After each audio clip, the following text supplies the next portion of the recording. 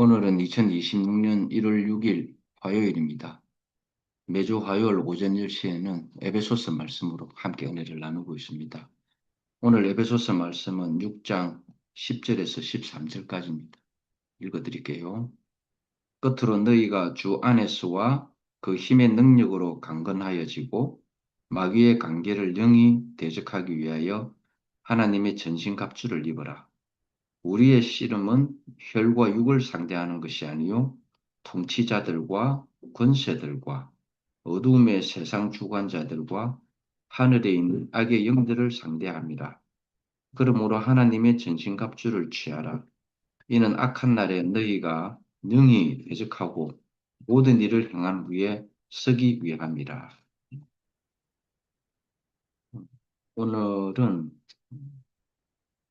이 복음의 전파는 하나님 나라를 방해하는 악의 영들이 있기 때문에 그 영들과의 싸움에 대해서 복음을 전파해야 되는데 싸우기 위해서는 우리가 어떻게 해야 됩니까? 전사가 되어야 합니다. 혈과 육의 싸움이 아니라 그랬죠. 그래서 여러분 이 복음을 전거할 때도 사람과의 관계에서 절대 다툴 이유가 없습니다.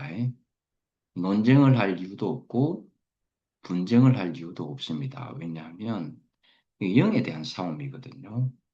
하나님 나라를 방해하는, 그래서 절대 우리의 혈과 육으로서 하는 것이 아니고 공중권세 잡은 그 악한 정들과의 전쟁이기 때문에 우리는 전사가 되어야 됩니다.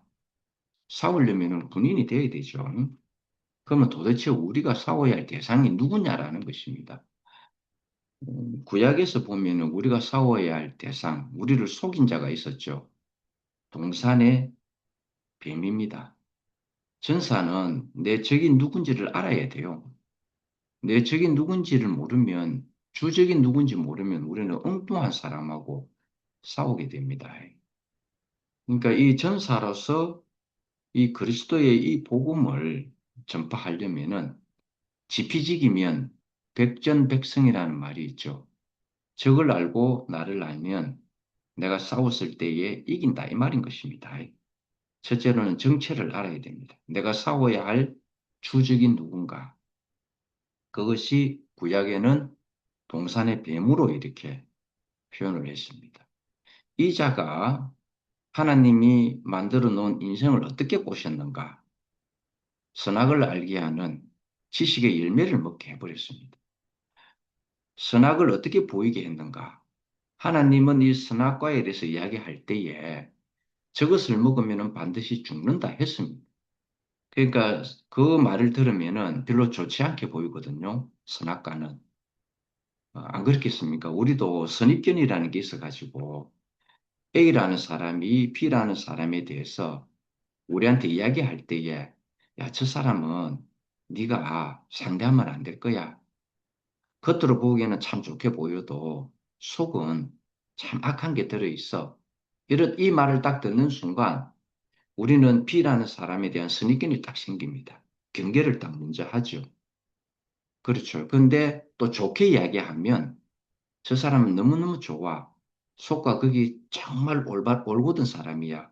네가 저 사람하고 사귀어도 참 행복할 거야. 라는 말을 들으면 그 선입견이 우리한테 딱 있습니다. 그래서 그 사람을 상대할 때에 좋은 마음으로 대하게 된다. 이 말인 것입니다.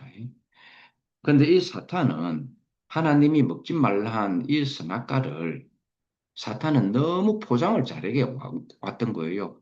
보암직스럽고 먹음직스럽고 지혜롭게 할 만큼 탐스럽게 싹 가지고 온 거예요. 그러니까 이 아담과 하와가 선악과를 보는 순간 하나님의 말을 기억했다면 선악과를 안 먹었을 건데 이 사단이 하는 말을 듣고 선악과를 보는 순간 너무너무 먹고 싶었던 거예요. 그래서 먹어버린 것입니다. 최초로 나타난 대적, 우리의 주적이 뱀으로 들어왔다라는 것입니다. 그러면 선악과를 먹으면 어떤 현상이 일어나는가? 연합이 안 됩니다. 왜냐하면은 선악과를 먹는 순간 모든 판단이 옳으냐, 그러냐로 따지기 때문입니다. 내가 물러서지 않는다라는 것입니다. 나는 내 입장에서 말하기 때문에 100%다 옳습니다. 상대방도 상대방 입장에서 말하기 때문에 100% 옳아요. 우리 저 TV에 그런 프로그램 있죠. 뭐 부부 간에 말이 안 통해가지고 하는 거 있잖아요. 저 제목은 내가 잘 모르겠는데. 그래서 오인영 박사인가? 아니, 하여튼 누군지 모르겠는데 상담하는 그런 프로가 있잖아요. 그 이야기를 여러분 잘 들어보세요. 다 자기 주장입니다. 내가 옳다라는 주장입니다. 그래서 싸우는 거예요. 그래서 선악과를 먹으면은 첫째 증상이 뭐냐? 연합이 안 됩니다. 나의 옳음 때문에 연합이 안 된다 하는 것입니다. 자식 부부와 부부 관계도 마찬가지고 부모와 자식 간에도 마찬가지입니다. 근원적으로는 하나님과 사람을 분리시켜버립니다. 하나님과 사람은 생명으로 연합이 되어져 있는데 선악과를 먹는 순간 그게 분리가 단절이 되어버립니다. 통하지가 않는다라는 뜻입니다. 그래서 사단은 이렇게 고도의 이 사단의 영물이기 때문에 우리가 육신의 어떤 그런 지혜보다도 훨씬 높습니다. 그 단수가 높다 이 말인 것입니다. 그렇게 강교한 그 자기가 갖고 있는 그 지능을 가지고 우리에게 온다라는 것입니다. 그래서 최종적으로는 하나님과 사람을 분리시키고 그 다음에 형제와 형제를 분리시켜 버립니다. 하여간 어떤 이유로든 분리가 됐다. 이거는 사단의 전략에 속아 넘어갔다 하면 되는 것입니다. 그것이 예수의 이름으로 했다 할지라도 사단의 계략이다 이 말인 것입니다. 옛날에 그 구약시대 때 예수의 이름으로 하나님의 이름으로 얼마나 악행을 많이 저질렀습니까? 그 선악과를 먹고 선악과의 지식으로 하나님을 이야기하고 선악과의 지식으로 예수를 이야기하기 때문에 분리가 일어나는 것입니다. 그런데 예수를 한번 잘 보세요. 예수는 자기 목숨을 내어 놓으면서도 연합을 시키시는 분입니다. 장막을 찢으신 분이잖아요. 그렇죠. 휘장을 찢으신 분입니다. 근데 선악과를 먹으면 휘장을 만들어냅니다. 어떤 이유로든, 그게 옳은 이유든, 그런 이유든, 무슨 이유로든지 그와 나 사이에, 하나님과 사람 사이에 휘장을 만들어서 분리를 시켜버린다. 이 말인 것입니다. 우린 그런 경험했죠. 몇 년 전에 우리 그런 경험했습니다. 그게 뭔 중요한 거라고. 그 단어 하나가 뭐라고 우리를 이렇게 분리시켰습니까? 산산조각을 냈습니다. 그 인간의 욕심인데 철학이 들어가서 그런 것입니다. 여러분. 절대 여러분 속지 마세요.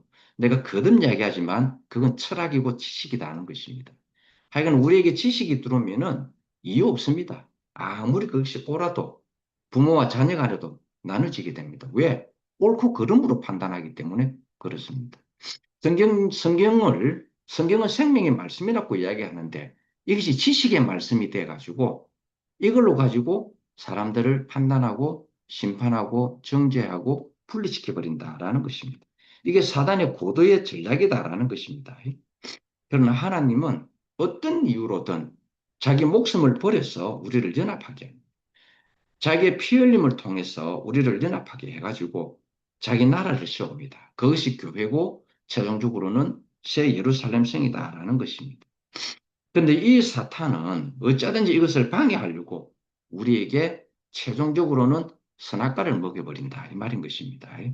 선악과가 정말 더럽고 추하다면 우리가 먹겠습니까? 여러분이 저 밥상에 밥이 나왔는데 일단 보기에 더러운 냄새 나고 추하면 여러분 먹습니까? 안 먹습니다. 사탄은 절대 우리에게 밥상을 먹일 때에 선악이라는 밥상을 우리한테 줄 때에 절대 추하고 더럽게 안 줍니다. 똥냄새 나는 음식을 우리한테 안 준다 이 말입니다. 사탄은 우리에게 먹게 하기 위해 가지고 보기 좋고 먹기 좋고 지혜롭게 할 만큼 탐스럽게 포장을 해서 우리에게 준다 이 말인 것입니다. 그러니까 이게 생명의 분별력이 없게 되면은 바로 먹어버립니다. 그러니까 사탄은 예수의 이름으로도 하나님의 이름을 들먹이서라도 우리를 분리시키게 한다 이 말인 것입니다. 그래서 십계명 중에 제3계명에는 여호와의 이름을 망령되이 일컫지 말라 하는 것이 있습니다. 이 말은 무슨 뜻이냐면은 여호와의 이름으로 여호와의 이름을 사용하거나 도용하거나 오용해가지고 자기 유익을 취하지 말라는 것입니다. 하나님께 영광이 되어야 할 이 이름이 자기 유익을 취하는 데 사용을 하더라 이 말인 것입니다. 하나님 이름 사랑한다고 다 옳거니 생각하면 안 됩니다.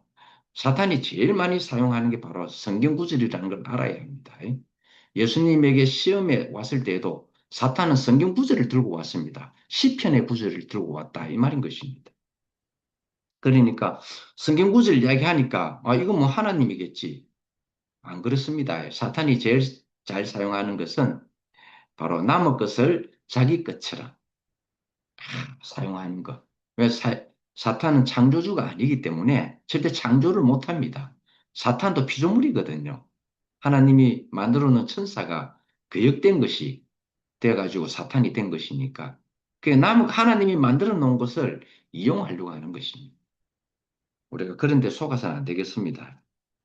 그리고 이 두 번째 대적은 뭐냐? 공중권세 잡은 자들입니다. 이건 악한 영들이죠. 악한 영들의 세력이다라는 것입니다. 하늘과 땅 사이에는 공중이라는 게 있습니다. 공중, 공간이라는 게 있죠, 이게. 이 안에는 뭐 기상의 움직임이 있어가지고 땅에 영향을 주잖아요. 이게 구름이 껴가지고 비가 지구상으로 내리지 하늘 위로 안 올라갑니다. 이게. 그런 마찬가지로 하나님과 인간 사이에는 영향을 주는 누군가가 있습니다. 그걸 우리는 뭐라 하냐면은 공중분세 잡은 자다 하는 것입니다. 하늘과 땅 사이에, 요 사이에, 하늘에는, 헤븐에는 하나님이 있고, 땅에는 예수 그리스도의 아들이 있으니까, 이 사이에 자기가 딱 들어갔다. 이 말인 것입니다. 그래서 우리를 어쩌든지 간에 이 사이에서 이간이 시키려고 합니다. 하나님과 사람 사이를 이간이 시키려고 하는 공중분세자가 마치 휘장인 것처럼 딱 가로막고 있다라는 뜻입니다. 원래 하나님이 그 천사를 만들 때 인간을 만들기 전에 천사를 먼저 만들었거든요. 이거는 하나님의 일을 대신하고 그리고 하나님의 이 말씀이나 모든 것을 중보자로서 사람에게 그 중보자의 역할을 하도록 좋은 선한 영향력을 끼치도록 천사를 만들었는데 이놈이 마음을 돌이켜가지고 내가 하나님이 좀 돼야 되겠다. 이렇게 거역에 심보가 들어가가지고 결국 사탄이 된 우리는 그것을 마귀라 그러죠. 사단이라고도 하고요. 그래서 이것을 선악과를 먹임으로 인해 가지고 자기가 먹는 음식을 가지고 사람에게 먹여버렸다 이 말인 것입니다. 선악과는 천사가 먹는 음식입니다. 사람이 먹는 음식이 아닙니다. 근데 그걸 사람에게 먹여버렸습니다. 그걸 천사화 시켰다. 즉 자기화 시켰다 이 말인 것입니다. 사람이 선악과를 먹을 때는 왜 먹느냐? 내가 뭔가가 좀 부족하구나. 내가 어떤 사람과의 대비 속에서 내 능력이 부족하고 지식이 부족하고 학벌이 부족하고 돈이 부족하고 어찌하든지 피조물로서 부족함을 느낄 때에 사람은 욕심을 냅니다. 내가 저것을 먹으면 하나님 같이 될 수 있겠구나 하고 사탄이 말하는 순간 자가 저 음식을 먹어서 저런 말을 하니까 나도 한번 먹어보자 이렇게 되는 것입니다. 그것이 바로 하나님과 사람이 분리되는 순간이 된다 이 말인 것입니다. 죄는 어디서 발생되는지 여러분 잘 아시죠? 욕심에 의해서 발생이 됩니다. 죄는 욕심에 의해서 발생이 돼요. 그런데 그 죄가 장성해지면 무엇이 온다 했습니까? 사망이 온다 그랬죠. 바로 이겁니다. 사망의 근원은 욕심입니다. 욕심에 의해서 선악과를 먹었으니 당연히 선악과를 먹은 사람에게는 사망이 와버렸다 이 말인 것입니다. 하나님과의 관계가 끊어져 버렸다 이 말입니다. 관계가 끊어진 것, 이게 죄입니다, 여러분. 이것을 분명히 안다면은 우리는 어찌하든지 간에 이 선악과를 먹어서는 안 됩니다. 그래서 일단 선악과를 먹었다 하면은 사탄이 중간에서 우리를 우롱하고 있다라는 사실만 알고 있으면 된다라는 것입니다. 그래서 이 천사가 하나님과 사람 사이를 혼란스럽게 만들어 버렸습니다. 결국은 원수가 되게 만들어 버립니다. 그러니까 선악과를 먹으면은 형제지간에도 원수를 만들어 버리고요. 부부지간에도 원수를 만들어 버립니다. 부모와 자녀지간에도 원수를 만들어 버립니다. 여러분 요즘 흔히 보는 재산 분쟁 있잖아요. 재산 분쟁 때문에 자식들이 아비를 죽이고 어미를 죽이고 나 그걸 보면 참 끔찍해요. 정말 끔찍해요. 나는 그런 거 볼 때마다 나는 우리 현주 자매를 자랑하지 않을 수가 없는 거예요. 잠깐 제 집안 얘기 해볼게요. 이거 한 여러 번 한 것 같은데 어머니가 가시고 난 다음에 어머니가 갖고 있던 현금이 그때 한 3천만 원인가 있었어요. 그 어머니 집이 있었고, 그 어머니 집은 이제 현주 자매고 제가 벌은 돈으로 어머니 집을 지어줬던 집이거든요. 평수가 12.3평 아주 좁은 집이에요. 환자집을 흘러가지고, 그때 이제 좀, 그때 나름대로 벽돌을 쌓아가지고 이렇게 지어주었어요. 그것이 유산으로 남아 있었어요. 근데 이제 이거 유산을 나눠줘야 되는데, 누나가 저한테 이야기를 하는 거예요. 진호야, 너는 엄마가 중학교까지 네가 엄마가 보냈고 나는 엄마가 나를 국민학교까지밖에 안 보냈으니까 나 엄마 재산을 좀 가져가야 되겠다. 그러는 거예요. 그래. 누나, 그러면 누나가 원하는 게 어느 정도인데 하니까 엄마 집 내한테 주고 엄마가 남겨놓은 한 3천만 원 중에 반 이상을 자기 달래요. 그래, 누나 그러면 되겠나 하니까 우리 현주 자매가 그 이야기를 듣고 저한테 이야기를 하는 거예요. 그거 다 누나가 원하는 대로 다 줘라. 우리는 그거 없이도 산다. 누나가 그걸 다 가져가서 누나가 행복할 수만 있다면 여보 그거 다 줘라. 그러더라고요. 만약 우리 집 사람이 그거 털어버리면 나도 그렇게 못 주잖아요. 그렇죠? 그것 때문에 현주 자매하고 저하고 다투어야 되잖아요. 그렇죠. 그런데 현주 자매가 먼저 그 마음을 내한테 표현을 해주는 거라. 그래. 그럼 누나, 이 집, 누나 앞으로 가져가고, 엄마가 가지고 있는 돈 중에 3분의 2는 누나 줄게 가져가라. 이렇게 했어요. 그럼 이제 동생한테 더 주려고 하니까 동생이 이렇게 이야기하는 거예요. 나 그거 재산 없어도 돼. 나 엄마, 그거 안 받아도 돼 하는 거. 왜? 그러니까.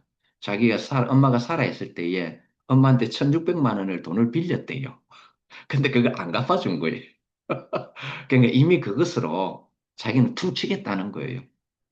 아, 나도 이렇게 또 이쁜 동생 또 처음 봤어요. 어쩌든지 자기가 가져갈라 할 건데. 아, 그래? 그래도 니도 좀 가져가라 하고 떼줬어요. 근데 오늘 좀 시간이 좀 흘러가지고 누나한테 전화가 왔는데, 어, 자기가 엄마 집을 못 가져가겠대요. 왜 그러냐니까 누나가 임대주택에 살고 있었는데, 엄마 집을 자기 명의로 하면 임대주택에서 나와야 돼요. 그러니까 거기다가 또 명의 이전하면은 또 양도세인지 상속세 있잖아요. 그게 수백만 원이 나오니까 집은 조금만 해도 차든지 간에 그게 감당이 안 되니까 나 이거 안 받을란다. 진원이 도로가라 가라 그러더라고요. 아 그래? 그래서 내가 도로까지 와가지고 양도세 뭐 하여튼 상속세 다 한 수백만 원 나오대요. 그것도 조그만 거지만은 그래 내 명의로 돌렸어요. 그러다가 한 2년인가 뭐 하여튼 3년인가 시간이 흐르고 난 다음에 부산에 있는 그 동구청에서 전화가 온 거예요. 집을 시한테 팔 마음이 없냐? 팔아야죠. 그거 있어봐야 아무 소용이 없으니까 팔겠습니다 하고 이제 팔아버렸죠. 시에다가. 거기서 나온 돈을 가지고 또 누나한테 더 많이 주고 또 동생한테 또 나눠줬어요. 그러니까 누나가 그 돈을 딱 받고는 깜짝 놀란 거죠. 아, 그리고 또 동생은 전화가 와가지고, 오빠야, 오빠, 이거 무슨 돈이, 이 큰 돈을 왜 내한테 주는데, 오빠 곧 죽나? 오빠 무슨 일 있나? 오빠 뭐 혹시 곧 돌아가시나? 뭐 그러는 거라. 엉엉 울면서요. 놀란 표정 엉엉 울면서, 나 이 돈 안 받을란다. 오빠가 죽으면서 주는 돈, 이거 내가 받으면 안 되지. 하면서 안 받으려는 거야. 그게 아니고 엄마 집 처분해서 엄마가 마지막 남긴 네 유산을 그 누나한테도 주고 또 니한테도 주는 거니까 잘 쓰라. 엄마 생각하면서 잘 쓰라 그랬어요. 아, 그런 일이 있고 난 다음에 누나하고 여동생은요. 야, 우리 집 현주 자매한테 얼마나 잘하는지 모릅니다. 재물을 포기하고 화평을 샀습니다. 불의한 짓물로 우리 형제지간에 화목을 샀다 이 말인 것입니다. 저희들은 사실 재산에 별 관심은 없습니다. 아니, 우리가 주님을 만났는데 이 주님이 나의 전 재산이잖아요. 사실 따지고 보면 어떤 사람들은 허무맹랑한 소리 같을지도 모르지만 저한테는 적어도 그렇다 이 말입니다. 내가 주님을 만난 것은 내 인생의 전 재산을 가진 것하고 똑같다라는 것입니다. 우리는 너무너무 형제지간에요. 다툼이 없습니다. 다 나눠줘버렸으니까. 그 참으로 이렇게 전화 올 때마다 저한테는 전화 안 와도 누나고 여동생은 꼭 우리 현주 자매한테는 전화를 해요. 정말 사랑스럽게 전화합니다. 또 현주 자매도 지혜롭게 또 다 또 이야기를 하고요. 나는 그때 현주 자매가 누나한테 다 줘라 그랬어. 그랬을 때 내가 참 마음이 너무너무 고마웠어요.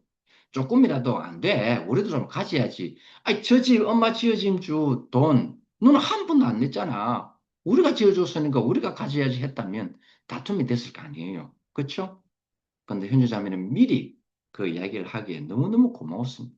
그러니까 지금 우리 사실 형제지간에는 아무런 문제가 없어요. 불의한 재물로 완전히 화평을 사버렸으니까요. 원수가 되게 할 이유가 없지 않습니까? 예? 그렇잖아요. 그 돈이 뭐라고 그것 때문에 우리가 굳이 원수가 돼야 되겠습니까? 부모와 자식 간에, 자식 간에도 원수가 돼가지고. 야, 부모 재산 놔두고 자식 간에 다툴 때 보니까 뭐 인정사정 어때요? 와, 막 죽이기도 하대요, 형제지간에. 네가 조금만 더 가져가면요, 큰일 날 정도로 그러더라고요. 우리 그럴 필요가 없습니다. 이 사탄은 선악과는 우리에게 먹여가지고 이렇게 원수되게 만들어버립니다. 그 우리의 주적은 누굽니까? 사단입니다. 절대 사람이 절대 아닙니다. 그래서 성경은 이 하나님을 대적하는 이 영을 사단 또는 마귀라고 표현하고 있다라는 것입니다. 그러니까 이 공중권세 잡은 이 자를 우리는 물리치게 해야 됩니다. 물리치는 데 있어서 구약의 방식은 어떻게 물리쳤느냐 하니까 선지자들하고 제사장들을 이렇게 동원을 했습니다. 어쩌든지 하나님과 사람 사이를 이어야 될 거 아니겠습니까? 비록 사람이 선악과를 먹었다 할지라도 하나님은 사람이 없으면 자기 나라가 안 되고 사람이 없으면 하나님 자신이 표현이 안 되기 때문에 하나님은 자기 형상과 모양으로 인생을 지었잖아요. 왜 하나님은 나를 좀 표현해다오. 너희들이 나를 좀 표현해다오. 내 생명을 생산해주고 나를 표현해다오 하는 목적으로 인생을 지었거든요. 그걸 사탄이 중간에서 완전히 가로채버렸다 이 말인 것입니다. 그래서 제사장과 선지자를 통해서 하나님과 사람 사이를 늘 중보를 서게 했습니다. 사단의 방해에 대해 가지고. 그런데 이것을 뜻은 전달은 했는데 하나님의 뜻을 사람에게 전달을 했는데 사람은 이미 선악과를 지식을 먹은 사람이기 때문에 하나님의 뜻은 아무리 비유로 설명해줘도 사람이 다 해석이 안 되는 거예요. 그래서 거기서 온전치 않았다라는 것입니다. 선지자를 통하든 하나님의 사자를 통하든 분명히 전달이 되는데 백성들 자체의 마음이 이미 선악의 지식이기 때문에 완고하고 완악해져 있기 때문에 하나님의 뜻이 다 전달이 안 되는 거예요. 그러다 보니까 온전하지가 못했다라는 것입니다. 그리고 제사장은 하나님의 하라고 하는 제사를 통해서 하나님의 뜻을 전달시켰는데 이상하게 사람은 선악과를 먹은 자기 중심적 마음으로 하나님의 제사를 드리다 보니까 마음은 없고 형식에 그쳤다라는 것입니다. 그러고는 마지막에는 하나님이 이렇게 이야기합니다. 재물을 내게 가져오지 마라. 아이고, 썩어서 냄새가 난다. 너희들은 마음이 없이 그냥 형식으로 나한테 주는구나. 이렇게 했다라는 것입니다. 그것이 신약에서도 딱 표현이 나죠. 예루살렘 성에 1년에 한 번씩 사람들은 1년 동안 키운 허묻고 점이 없고 주름 잡힌 것이 없는 재물을 가져와서 다 재물을 드립니다. 그런데 이 제사장들하고 이 상인들하고 결탁을 해가지고 집에서 애지중지해서 키운 것은 재물은 다 허물 잡아내가지고 이거 하나님께 드리면 안 돼. 하고는 상인들에서 산 것만을 재물을 드리도록 했다라는 것입니다. 그때 예수가 그걸 보고 그 상을 엎어버린 것입니다. 예수가 왜 그 상을 엎었는지는 바로 그겁니다. 상인들은 그것을 팔아서 돈이 나오면 돈을 제사장한테다 일정은 또 돈을 준다 이 말인 것입니다. 제사장은 그 돈이 탐이 나가지고 집에서 정성스럽게 1년 동안 키운 재물은 완전히 정말 흠을 잡든지 무슨 일을 잡아서 못 드리게 하는 거예요. 그걸 예수가 딱 보고 이 사악한 인간들이라 그랬습니다. 그래가 엎어버린 겁니다. 너희들이 하나님의 집을 더럽힌다 이렇게 쓴 것입니다. 그 제사장하고 상인들하고 결탁해서 그런 것입니다. 그러니까 이거 가지고도 안 된다라는 것입니다. 야, 그래서 이제 완전한 중보자가 나오게 되는데 하나님과 사람 사이를 이 사탄이 방해할 수 없는 중보자를 내세웠는데 참 아들 예수 그리스도를 이 땅에 보냈다. 이 말인 것입니다. 이 예수 그리스도가 딱 오니까 이 사탄이 또 가만히 있습니까?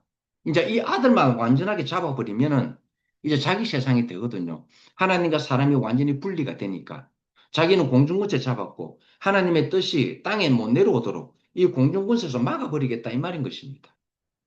하나님의 성품을 가진 사람을 이 땅에 보냈는데 이 사람, 이 아들만 없으면은 이 모든 것을 자기 소유를 만들어낼 수 있으니까 어쩌든지 이 예수를 넘어뜨려야 되겠다 이 말인 것입니다. 그래서 광야에서 40일 금식하고 난 다음에 사단이 예수에게 세 번 시험하는 말이 나옵니다. 그거는 예수 넘어뜨리려고 하는 것입니다. 사단은 예수를 시험할 때에 딱 쓰는 단어가 이 말입니다. 네가 하나님의 아들이거든.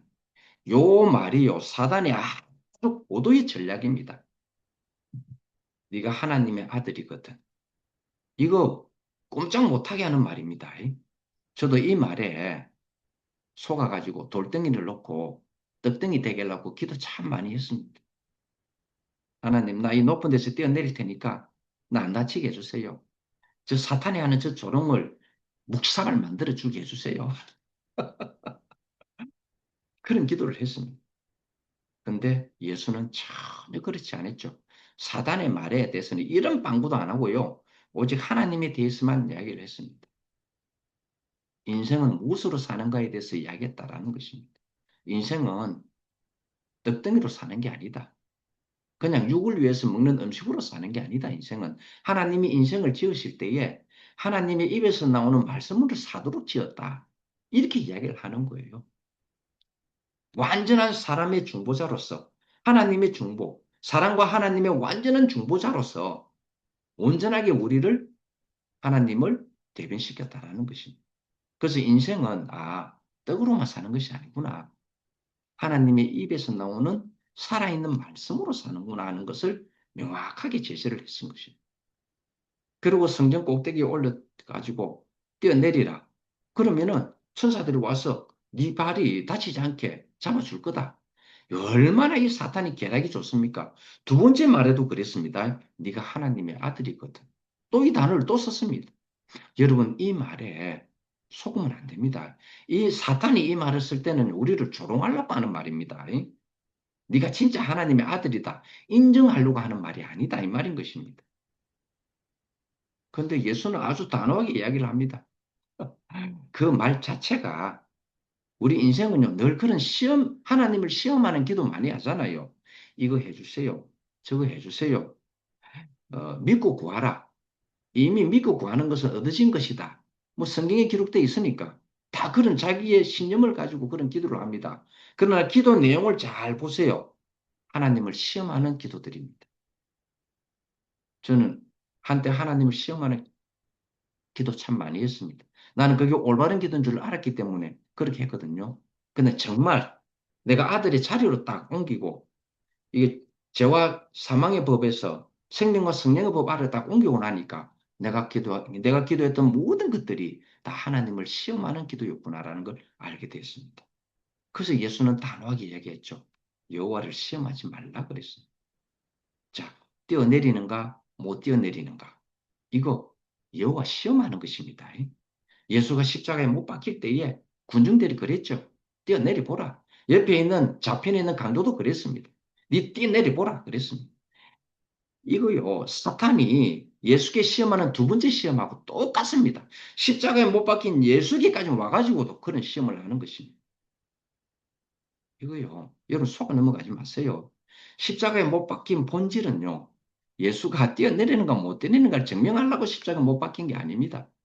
완전히 하나님을 시험하는 말입니다. 이게 예수를 시험하는 말이다. 이 말인 것입니다. 그 말 자체가 시험하는 말이라는 거 꼭 알아야 됩니다. 우리는 예수께서 이 사단이 하는 이 시험의 말에 예수께서 무엇을 말씀하셨는가 이걸 잘 봐야 됩니다. 아버지, 저들의 죄를 용서해 주십시오. 지금 저들이 하는 것은 저들이 알지 못함입니다. 우리는 이렇게 할 자다라는 것입니다. 야, 예수가 뛰어내릴까, 못 뛰어내릴까, 안 뛰어내릴까를 한번 궁금해보자. 이런 시각을 가지고 있는 그 자체가 이미 사단에게 속아 넘어간 생각이고 자리다 이 말인 것입니다. 우리는요, 하나님 어떻게 하시는가 보자. 뛰어내릴까 안 뛰어내릴까 못 뛰어내릴까 그걸 보는 게 우리 아닙니다. 그 사탄에게 완전히 속아 넘어간 것입니다. 어쩌든지 간에 이 사탄은 하나님과 우리 사이를 왜곡시키려고 단절시키려고 했다라는 것입니다. 천사도 선지자도 제사장도 하나님이 중보자를 세워봤지만은 온전하지 못하더라라는 것입니다. 왜냐하면 인간의 본질 자체가 이미 선악과를 먹은 사람들이기 때문에 하나님의 그 마음이 인간에게까지 온전하게 전달이 안 되더라라는 것입니다. 그런데 예수가 딱 와서 보니까 완전한 하나님의 성품이더라라는 것입니다. 온전하게 전해지더라라는 것입니다. 우리는 놀랬죠. 야, 저런 우리하고 똑같은 몸을 가진 저 사람이 어떻게 저렇게 하나님을 온전하게 증거하지? 우리는 깜짝 놀랐습니다. 사람은 안 돼라고 생각했거든요. 절대 사람은 하나님을 온전하게 표현할 수가 없어. 이렇게 생각했는데 육신의 몸을 가지고 와가지고 하나님을 온전하게 표현해내는 한 사람을 발견했다라는 것입니다. 우리는 희망이죠. 야, 씨가 있구나. 저 씨가 떨어져서 죽으면 30배, 60배, 100배로 퍼지겠구나.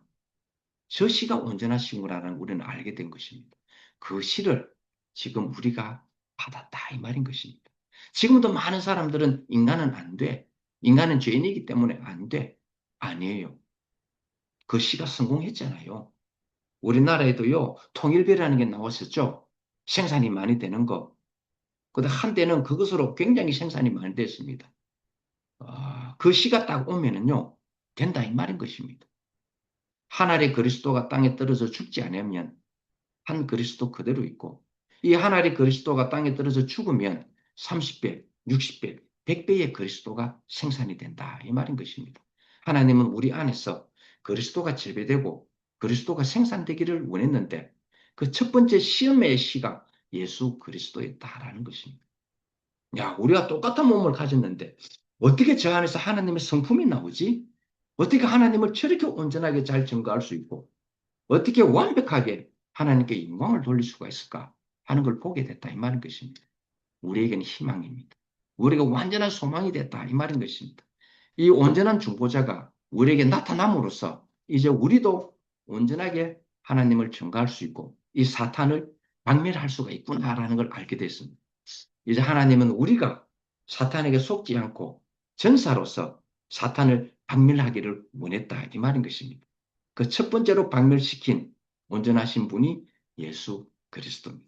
사탄을 이기고 왔잖아요. 그렇죠? 그래서 예수의 복음은 이긴 복음입니다. 진 복음이 아닙니다. 그래서 여러분은요, 이 시간 이후로 늘 제가 하는 이야기지만 징징 짜지 마세요. 이긴 복음을 가지고 가야 돼요. 우리는 전사로서 약한 영을 상대해야 되는 거예요. 주님은 우리를 참 올바른 전사로 이렇게 키우셨습니다. 생명의 전사로서 키웠다 이 말입니다. 이제는 우리가 이 사탄을 박멸하면 되는 것입니다. 오늘 주님은 우리에게 온전하게 자기 나라를 건축하기 위해서 우리를 사탄을 박멸하는 악한 영들을 박멸하는 전사로서 우리를 이끌어 주신 이런 주님을 영원히 찬양합니다. 할렐루야. 아멘.